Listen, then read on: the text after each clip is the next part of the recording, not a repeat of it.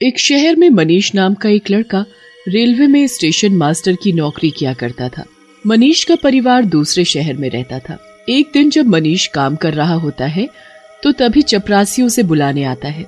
Sir जी, आपको अंदर बड़े सर जी बुला रहे हैं। ठीक है, मैं अभी आता हूँ। मनीष अंदर जाता है। जी सर जी, बताइए आपने मुझे क्यों बुलाया? वेल मनीष, देखो तुम्हारा ट्रांसफर अब रामगढ़ रेलवे स्टेशन किया जा रहा है। अगले हफ्ते से तुम्हें वहाँ से ही नौकरी करनी होगी। रेलवे स्टेशन के पास ही तुम्हें रहने को घर दिया जाएगा और तुम्हारी शिफ्ट रात की होगी। जी सर जी। मनीष इस बात से बिल्कुल खुश नहीं था, क्योंकि एक तो उसे दूसरे शहर में जाना पड़ रहा था और ऊपर से उसको रात की शिफ्ट थी। अगले हफ्ते मनीष अपना सारा सामान पैक करके रामगढ़ के लिए निकल पड़ता है। वहाँ जाकर वो अपने कमरे में दिन भर आराम करता है और फिर रात को नौकरी पर चला जाता है। ओहो, एक तो इतनी ठंड और ऊपर से ये रात की नौकरी, क्या आफत है। मनीष ऑफिस में बैठकर अपना काम करने लगता है। उसे काम करते करते काफी देर हो जाती है। रात के ठीक 12 बज चुके होते हैं और तभी मनीष को बाहर से एक अजीब सी आवाज सुनाई देती है। ये आवाज कैसी है? मनीष उठकर खिड़की से बाहर देखता है तो उसके होश ही उड़ जाते हैं। एक बहुत बड़ी चुड़ैल रेल की पटरी पर चल रही होती है। उसके पैरों की धम-धम आवाज चारों तरफ गूंज रही होती है। हे भगवान, ये मैं क्या देख रहा हूँ? ये सब सच है या मेरा वहम? मनीष बहुत ही डर जाता है और उसे कुछ समझ नहीं आता कि वो क्या करे। चुड़ैल बड़े मजे से पटरी पर चल रही होती है। चलते चलते वो भागने लगती है। अचानक ट्रेन के आने की आवाज आती है। ट्रेन आगे बढ़ रही होती है और चुड़ैल ट्रेन की तरफ जा रही होती है। इस वक्त कौन सी ट्रेन आ रही है? अभी तो किसी भी ट्रेन के आने का वक्त नहीं हुआ, तो फिर ये ट्रेन की आवाज कैसी? मनीष फोन लगाकर पता करता है, पर कोई भी ट्रेन उस स्टेशन के लिए नहीं निकली होती। मनीष को कुछ भी समझ नहीं आ रहा होता कि उसके साथ क्या हो रहा है और वो क्या करे। अब क्या होगा? मैं क्या करूं? मनीष डरते डरते बाहर जाता है। वो देखता है कि ट्रेन चुड़ैल के पास आती जा रही है। अचानक वो ट्रेन चुड़ैल के सामने आकर रुक जाती है और फिर उसमें से बहुत सारे भूत चुड़ैल बाहर उतरने लगते हैं। इतने सारे भूत चुड़ैल! आखिर ये सब क्या हो रहा है? मुझे जल्दी से किसी को ये सब बताना होगा। मनीष अंदर जाकर ऑफिस के फोन को इस्तेमाल करता है, पर वो फोन भी डेड हो चुका होता है। उसके बाद मनीष अपना मोबाइल फोन निकालता है और दूसरे स्टेशन पर फोन करने लगता है, पर उसका फोन भी बंद हो चुका होता है। अभी तो इसमें फुल बैटरी थी, तो ये बंद कैसे हो गया? जरूर ये सब इस चुड़ैल की वजह से हो रहा है। कहीं इस चुड़ैल को ये तो नहीं पता कि मैं भी यही हूँ? कहीं ये मुझे मार तो नहीं डालेगी? मनीष जल्दी से एक पेड़ के पीछे छुप जाता है और वहाँ से सब देखने लगता है। वो देखता है कि ट्रेन से उतरने वाले सभी भूत चुड़ैल प्लेटफॉर्म पर यहाँ से वहाँ ऐसे घूम रहे हैं जैसे वो कोई भूत नहीं बल्कि इंसान हो। कोई किसी से बातें कर रहा है। बड़ी चुड़ैल एक एक डब्बे में जाकर झांकने लगती है और पूरी ट्रेन चेक करने के बाद वो प्लेटफॉर्म पर किसी को ढूंढने लगती है। कुछ देर बाद ट्रेन में से एक हाथ बाहर आता है जो एक हरी झंडी फहराकर ट्रेन के चलने का इशारा देता है। जल्दी जल्दी ट्रेन में वापस चढ़ जाओ, ट्रेन जाने वाली है। सारे भूत और चुड़ैल ट्रेन में वापस चढ़ जाते हैं और ट्रेन चल पड़ती है। जरा सी दूर जाने के बाद ट्रेन गायब हो जाती है। बड़ी चुड़ैल भी ट्रेन के पीछे पीछे पटरी पर भागने लगती है और वो भी गायब हो जाती है। एक ही पल में सब कुछ गायब हो जाता है और आसपास सन्नाटा हो जाता है। तभी अंदर ऑफिस का फोन बजता है।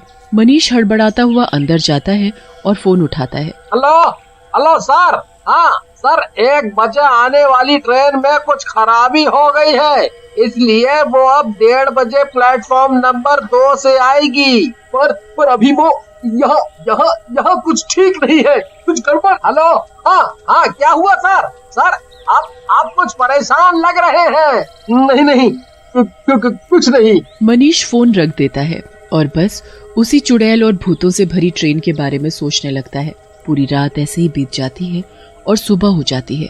सुबह होते ही मनीष अपने घर जाता है और सो जाता है। जब वो दिन में उठता है तो फिर से उसे वही सब ख्याल आने लगते हैं। समझ ही नहीं आ रहा कि मैं क्या करूं। अगर इसके बारे में आगे ऑफिस में बताऊंगा तो वो कहीं इसे मेरा बहाना ना समझे, पर मेरी इस गलती की वजह से कहीं मैं अपनी नौकरी से हाथ ना धो बैठूं। मुझे लगता है मुझे यहाँ चुपचाप नौकरी करते रहना चाहिए। मनीष यही सब सोचकर रात को फिर से नौकरी पर जाता है। उसे डर तो बहुत लग रहा होता है, पर उसके पास इससे बचने का कोई और रास्ता नहीं होता। वो डरते डरते अपने ऑफिस में बैठा काम कर रहा होता है और बार बार घड़ी में देख रहा होता है कि 12 तो नहीं बज गए। जैसे ही घड़ी में 12 बजते हैं, मनीष की तो सांसें अटक जाती हैं। उसे फिर से धमधम की आवाजें आने लगती हैं। हे भगवान, आ गई चुड़ैल। हे भगवान, मुझे बचा लेना बस। मनीष डरता हुआ खिड़की के पास जाकर खड़ा होता है और सामने पटरी पर देखने लगता है। पटरी पर वही बड़ी चुड़ैल धम-धम करके चल रही होती है। हे भगवान, ये क्या किए जा रही है? आ गई भूतों की ट्रेन। हे भगवान, जल्दी से सुबह कर दो। चुड़ैल ट्रेन की आवाज सुनकर पटरी पर खुशी से कूदने लगती है। कुछ ही देर में ट्रेन प्लेटफॉर्म पर आकर खड़ी होती है और उसमें से बहुत से भूत चुड़ैल उतरने लगते हैं। पिछली रात की तरह सब इधर उधर घूमने लगते हैं और अपने अपने कामों में लग जाते हैं। बड़ी चुड़ैल एक एक खिड़की पर जाती है और झांक झांक कर ट्रेन के अंदर देखने लगती है। चुड़ैल ट्रेन के हर डिब्बे को ऐसे चेक कर रही होती है जैसे वो किसी को ढूंढ रही हो। पूरी ट्रेन को चेक करने के बाद वो प्लेटफॉर्म पर घूम रहे सभी भूतों और चुड़ैलों की जाकर शक्ल देखने लगती है। ये तो ऐसे हरकतें कर रही है जैसे किसी की तलाश में है, पर किसकी? आखिर ये किसको ढूंढ रही है? कुछ ही देर बाद ट्रेन से एक हाथ बाहर आता है और हरी झंडी दिखाता है। सारे भूत चुड़ैल उस ट्रेन में चढ़ जाते हैं और ट्रेन तेज स्पीड में भागते हुए गायब हो जाती है। उसके बाद बड़ी चुड़ैल भी ट्रेन के पीछे पीछे भागने लगती है और वो भी गायब हो जाती है। रोज रात को ऐसा ही होता है और काफी दिन बीत जाने के बाद मनीष सोचता है, आखिर ये माजरा क्या है? मुझे यहाँ आसपास के लोगों से इसका पता लगाना होगा। जैसे ही सुबह होती है, वहाँ एक बूढ़ा आदमी सफाई करने आता है। अरे बाबा, सुनो, आप यहाँ कब से काम कर रहे हो? मुझे तो यहाँ काम करते करते 50 साल हो गए होंगे। ओह, फिर तो आपको पता ही होगा कि आखिर रोज रात को इस स्टेशन पर एक बड़ी चुड़ैल आती है। ओह, तो तुम्हें भी वो दिखाई दी? मुझे उसके बारे में जानना है। वो आखिर रोज उस ट्रेन में किसको ढूंढती है? अपने बेटे को। क्या? हाँ, यहाँ पास में एक औरत रहती थी। उसका एक ही बेटा था। एक दिन उसका बेटा पढ़ाई के लिए बाहर चला गया और महीनों तक उसने अपने माँ बाप से बात नहीं की। पर सालों बीत गए। एक दिन उसके बेटे का फोन आया कि वो इस दिन आएगा। बस फिर उसकी माँ तो पागलों की तरह प्लेटफॉर्म पर बैठी उसका इंतजार करने लगी। जैसे ही ट्रेन प्लेटफॉर्म पर आने लगी तो पटरी पर कुछ गड़बड़ हो गई और सामने से आती हुई दूसरी ट्रेन उस ट्रेन से टकरा गई। ट्रेन में भयंकर आग लग गई। वो औरत ये सब देख पागलों की तरह अपने बेटे का नाम पुकारने लगी।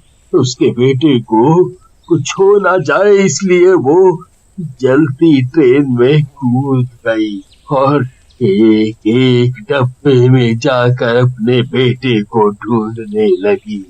उस हादसे में ट्रेन के सभी लोग मारे गए और वो औरत भी उनके साथ ही मर गई।